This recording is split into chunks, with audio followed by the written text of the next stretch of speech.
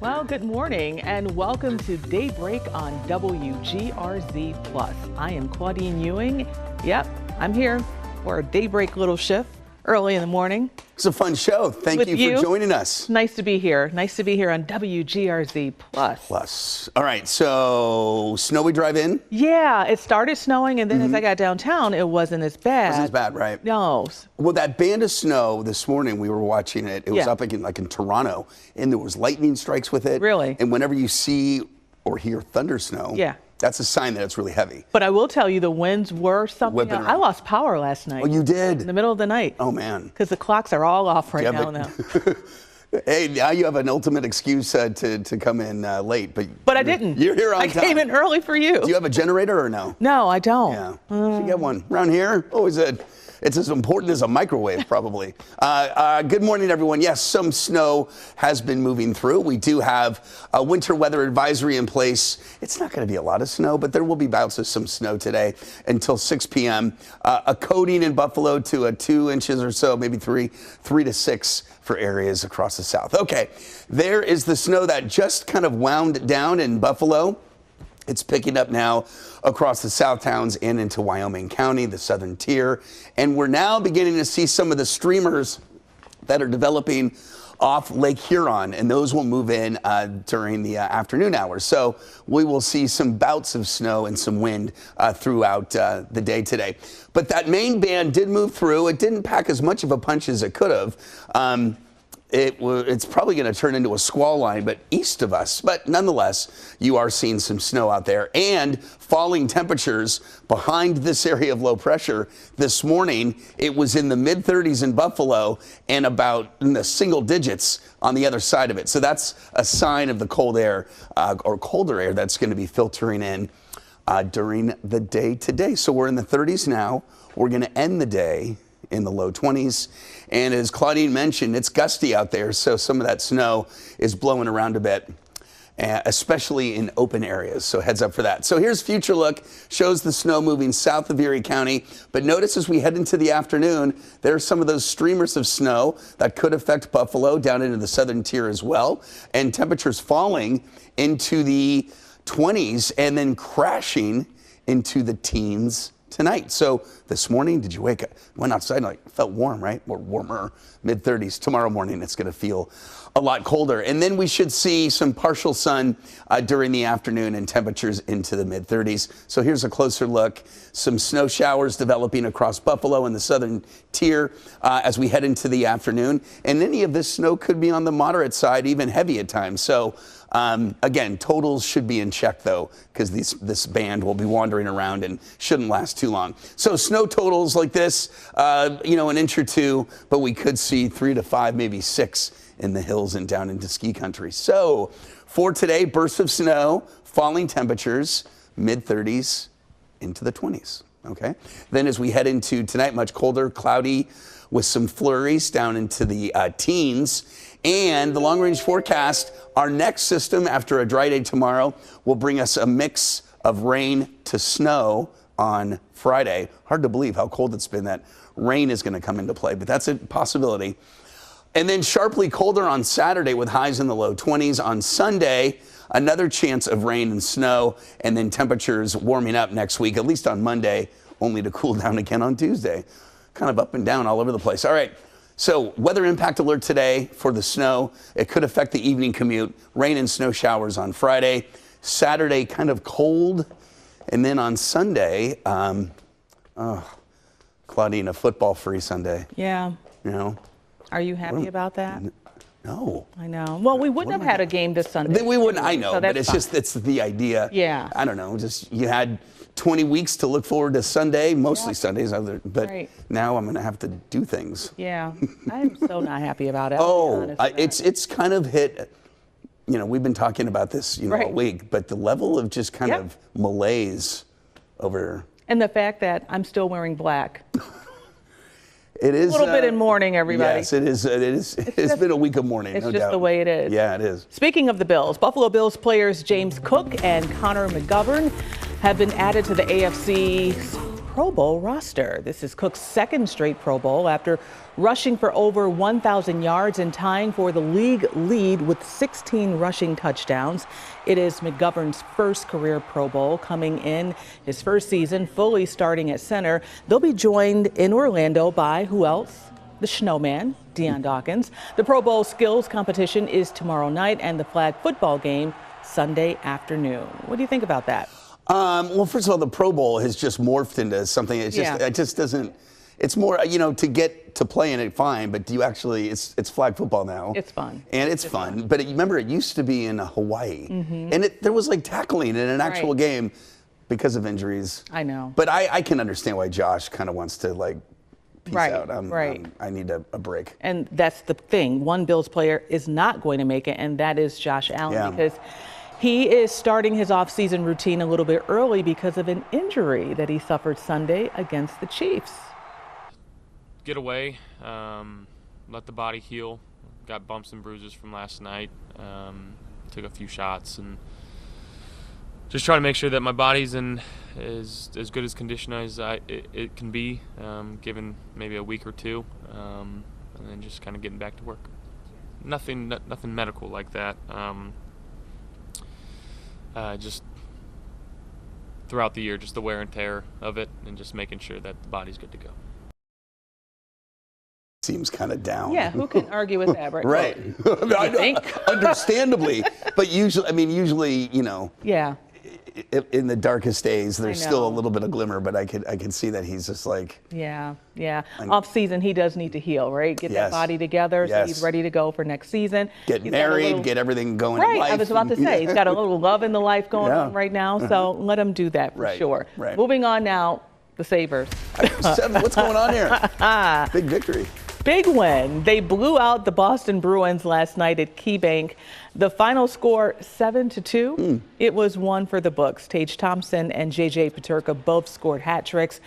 The two are the first pair of Sabres teammates to get hat tricks in the same game since 2008. Wow. And I think it's the chemistry of that line. I thought the line had a little bit of a tough night in Edmonton.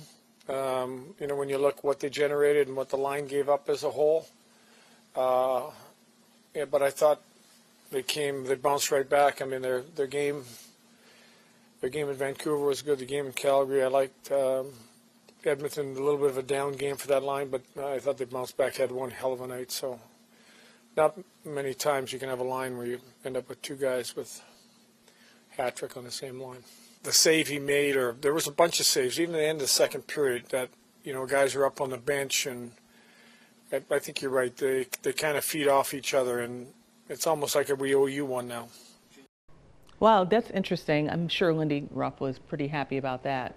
You wouldn't know it because he kind of has the same facial demeanor and expressions after a win or a loss. Yeah. But, 7-2 though. 7-2 and 2 hat tricks hasn't happened in a long time. You're right about that. When I was leaving work last night, one of our photojournalists, Franco, was leaving to go to the game, and I said, "Oh, well, hope they win." Yeah. He was like, "Oh, I hope so too." Well, you got to win. Well, and have a game like that at home, because their victories have been very few and far between at home. And so to have one like that here is good. Definitely need it. Moving on now. For the first time, public schools in New York are closed today. I'm sure your kids are not in school. I didn't know until like Monday. Yeah. That I knew we reported on it, but I forgot. Yeah, it's an observation of the Chinese Lunar New Year. It's a change that went into effect more than a year ago, but it's the first time the holiday has led to a day off for students.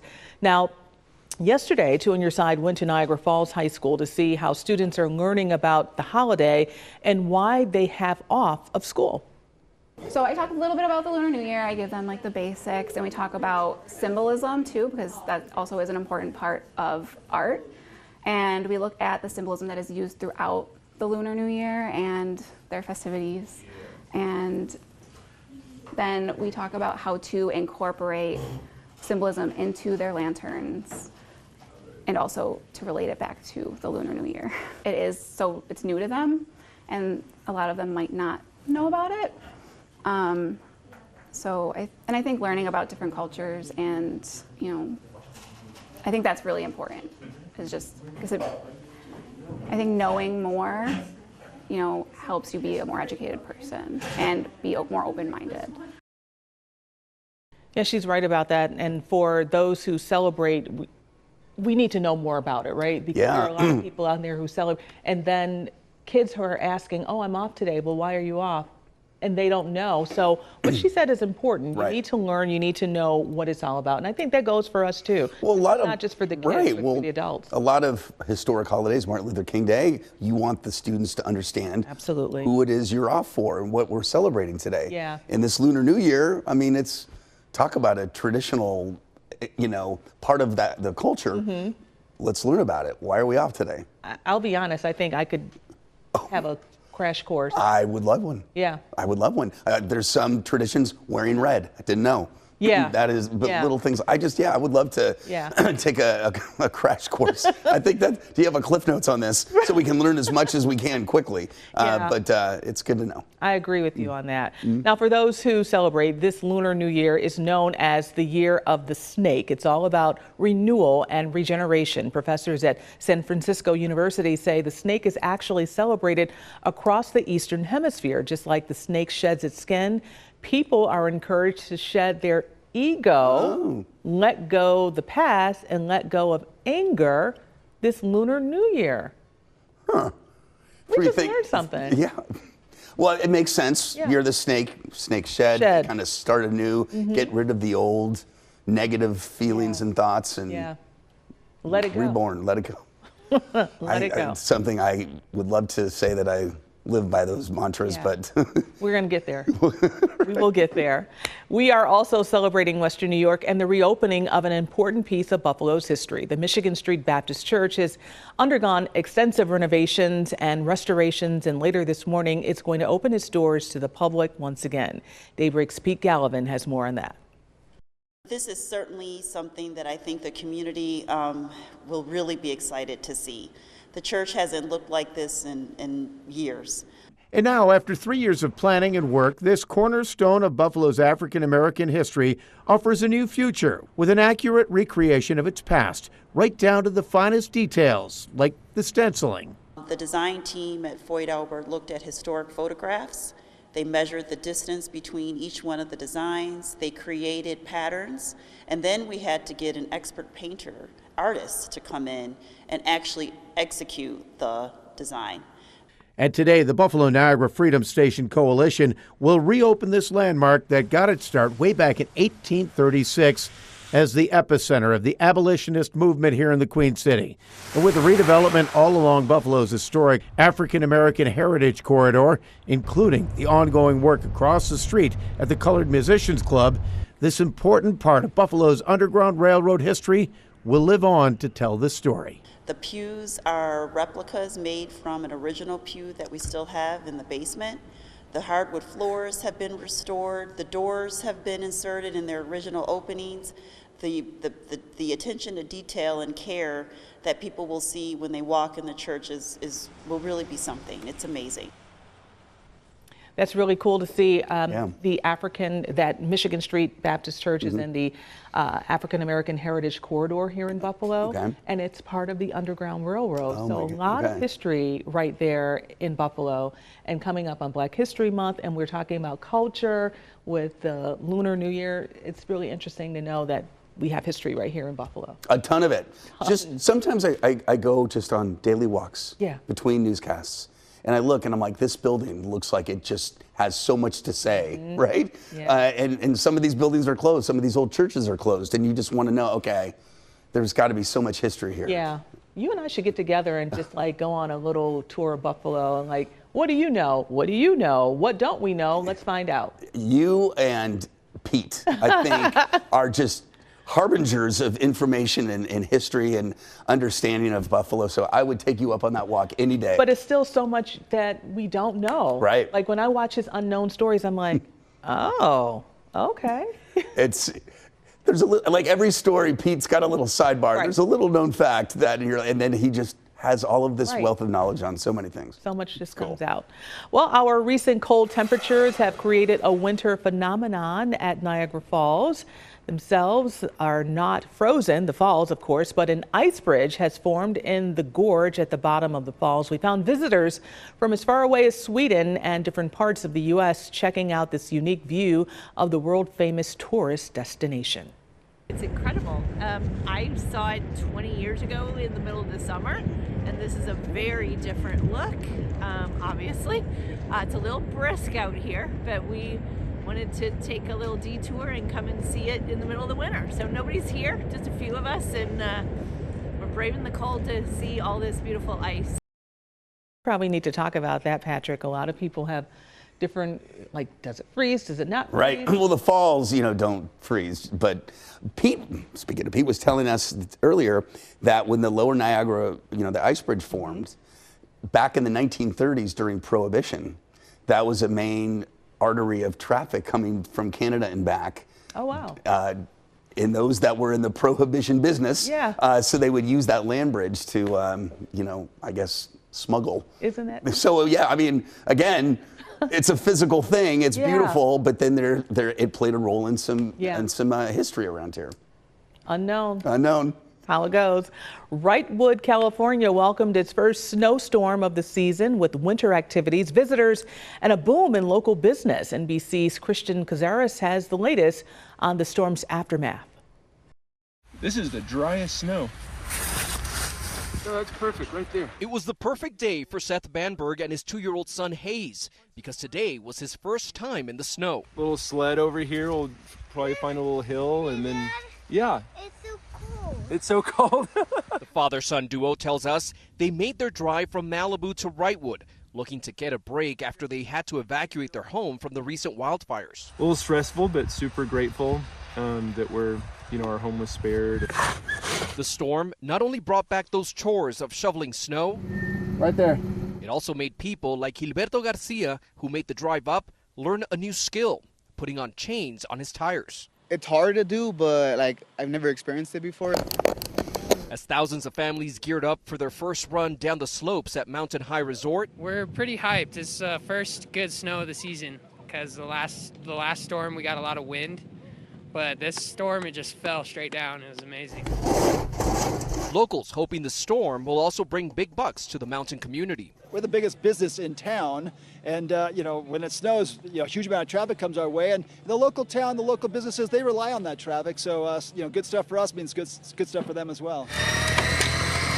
Locals say if you missed out to experience this fresh snow, you'll have another shot as the winter season is just getting started. We'll probably just do this for a while, find some food, and head on back. It's amazing to be able to do something like this for a day trip. And that was Christian Cazares reporting. We're obviously dealing with snow here in Western New York. We issued a weather impact alert as all of Western New York is under a winter weather advisory. Patrick, fill us in. What's the latest here? Getting a little sun out there too, as you can see. Real quick, if you were wondering, that Arrowhead is where that is, east of Los Angeles, Mountain High. So that's right about here. So, and the fires were here. So getting a little winter weather out there finally. They could use that snow in the mountains of Southern California. Okay, we had the snow move through here. We are under a winter weather advisory until 6 p.m. because as this snow moves out, which slowed the commute this morning down a bit, we're beginning to see some streamers of snow that are going to set up this afternoon over parts of Western New York. They'll kind of wander around a little bit, so we're all in play for some snow showers this afternoon.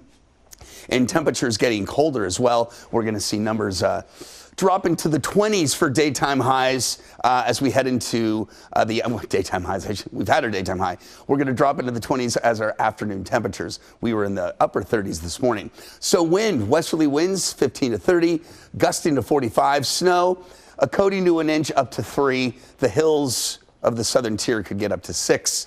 And timing, this morning and into the early afternoon. So numbers are already down some 5 to 6 degrees from where they were this morning, and they will continue to fall. There are the wind speeds that are going to relax a little bit. But notice on Future Look, there goes the main area of snow. Now we're getting these streamers. See that?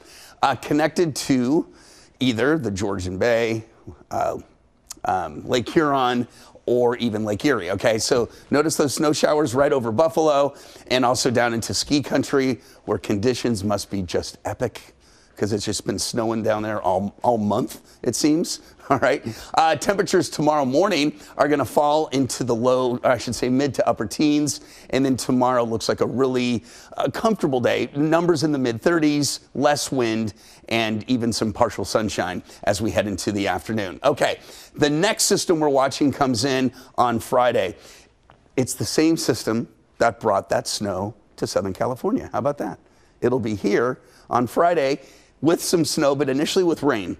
And then it'll mix over to some snow in the evening, it appears. So we'll go with the rain-snow mix. Dry on Saturday, but colder. On Sunday, we're in the mid-30s. Another chance of a little light rain or snow. And then milder temperatures into next week. As it does appear, the long-range pattern into February looks a lot different than what we had in January. It's going to be warmer. Doesn't mean, just a milder weather pattern, highs in the 30s and 40s as opposed to how cold it's been. And then for the south towns in the southern tier, a little sloppy on Friday with this rain to snow, and then possibly again on Sunday. I'm coming. I'm taking that. Yeah. I like what you just said about February and what's happening. Yeah, this pattern that's been so persistent since literally January 1st.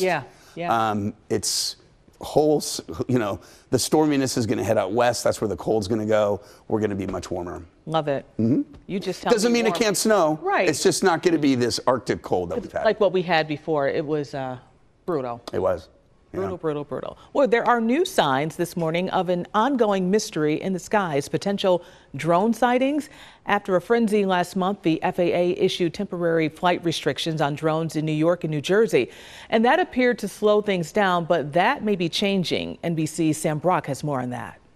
So that's the airplane, but look at that.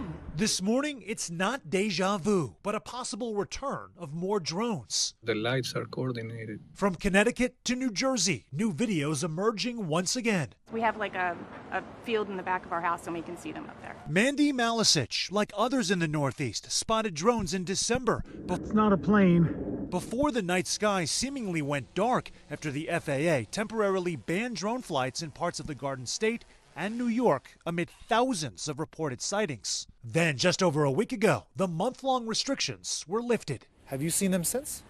We have. My daughter saw one the other day. We're a sightings alert network. Enigma Labs, a research company studying unidentified phenomena, has tallied 650 sightings nationally described as drone-related since November, and they say most are concentrated in the Northeast. After seeing a drop in those numbers immediately following the ban, Enigma says just this month they've received 49 reports in New York, New Jersey, Delaware, Pennsylvania, and Virginia, 14 of which came after the flight bans expired. If you look at the reports that people are submitting, they're saying, I'm still seeing them, ban or no ban, and they're happening. We pressed New York Senator Chuck Schumer Sunday about the validity of those reports. We have now seen new drone sightings, and we're going to have to look into these. President Trump also vowing the same on his first day back in the White House. I would like to find out what it is and tell the people. The president says drones flew over his Bedminster, New Jersey golf club, too, where FAA restrictions remain in effect until the end of the month. In a statement to NBC News, the FAA did not confirm the new sightings, but said the agency is responsible for ensuring drones operate safely within the broader national airspace system. Even though the Biden White House dismissed any national security risk, residents say they haven't gotten much of an explanation. Do you feel like you've had any sort of clarity? No, and it's pretty frustrating and upsetting not to know, Huh. Your thoughts on that? Well, I was just, you and I were chatting that 15 years ago, this would have all been UFO talk, unexplained things in the sky. Yeah. But now, people have, drones, we use drones. And we use them, they play a great role. They can, just like everything, it has a use. But if without the regulations, then they can just fly anywhere. Right. Yeah, they can mess with air traffic, and that's security what you issues. don't want. Exactly. And security, for sure, on that. Well, the eyes of the football world will soon be on New Orleans, and yep, we won't be there. City officials are preparing for tens of thousands of fans to descend on the Big Easy for the Super Bowl. And as we know, the Chiefs will be looking to repeat. The Eagles stand in their way. I'm not going to say any more on that. Leaders say they're meeting with business owners today to make presentations as to how they can help make the city a more safe environment. And they say they're confident all their plans are good to go. This is a safe city. We've had a tragic event, and we will never forget what happened here, but we know and are confident that our plans are good. You're going to see a lot more barriers coming in and being in place.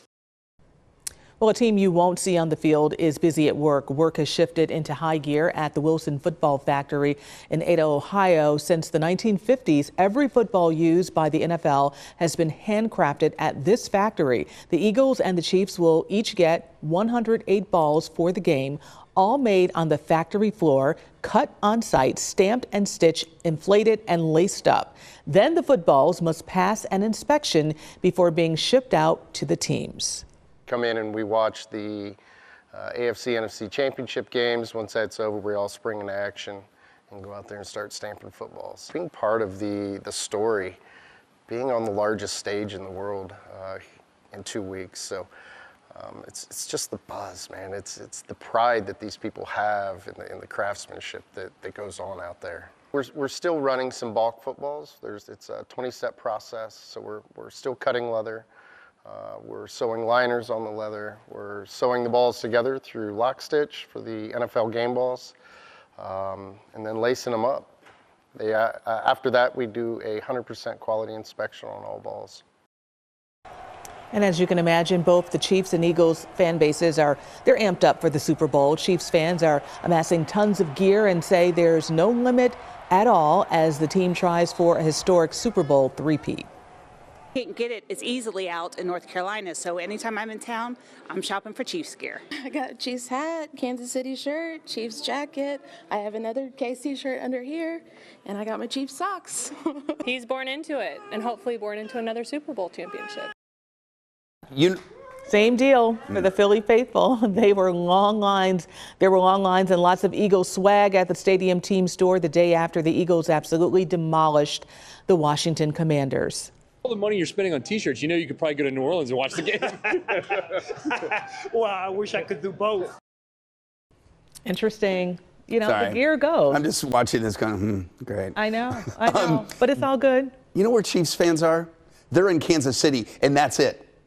Do you know if are there Chiefs fans outside of Kansas City? There are. Are there some? There I know we have one in the building. Yep. But there's there's even a bar that's about Come on, really? KC fans, yeah. Here? Yep, here.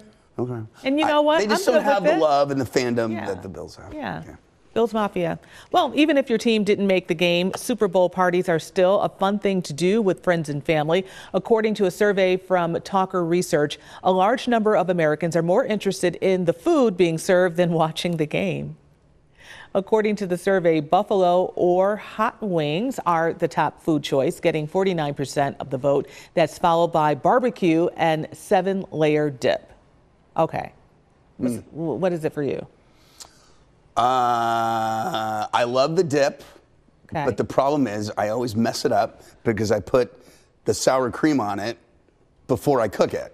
And you can't cook sour cream. No. So then you have to start all over. Yeah. I know. I've done that a number of times where you get the beans, you get the cheese, you get all the stuff, and then you got a layer of sour cream because that's crucial. Right. And then you're like, oh, I'm not going to have this curdled sour cream on my 7-layer dip. Moving on. All right, just give me the wings. Well, one person who's going to be featured during the Super Bowl has ties to Western New York. Josh Allen's fiance, Haley Steinfeld, has appeared in a Super Bowl ad that's meant to raise awareness for breast cancer risk screening. Here's a preview.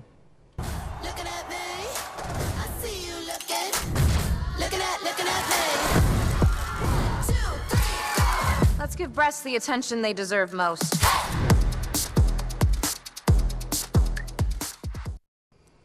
Wow, she's all grown up. Yeah, she is. Wow. Well, she was interviewed with E! News about the ad right before the AFC Championship game. During the interview, she was asked about Josh Allen. Here's part of what she had to say. She says, quote, "To say the least, I am so proud of that man. Everything he's done and everything that the team has done together. He is the hardest working person I know." All right. Nice to hear. I'm all about the love. And she spends time here. She does. But keeps a low profile. And that's you know what? I respect that. I totally respect that. But she's standing by her man. Absolutely. Alien Josh. Congratulations to those two. Absolutely. Well, thank you for letting me join you. Oh, you're welcome anytime. Appreciate coming on WGRZ Plus on this Wednesday morning hump day. We hope you enjoy your day. We'll see you later on Channel 2.